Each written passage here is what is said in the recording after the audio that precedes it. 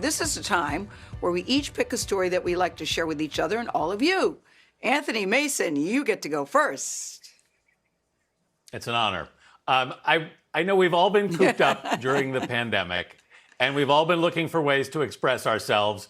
And I love how this woman that we found expresses herself. She's Tanya Ruiz, a California grandmother. She's become a hit on Instagram for her funny Quarantine Barbie creations, showing how the iconic doll might live during the pandemic. So there is bread baking Barbie, who is covered in flour and has plenty of ingredients. You see, she's done a lot of baking, including sourdough and banana bread. There's the homeschool edition, and the homeschool mom edition, Barbie surrounded by kid snacks and a volcano project.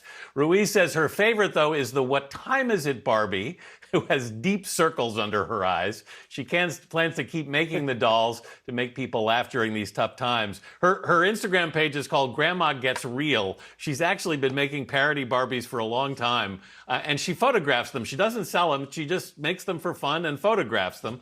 And it's her comedic commentary now on the pandemic. She's also making essential worker Barbies and pandemic hero Barbies too, but they're a lot of fun. Gail?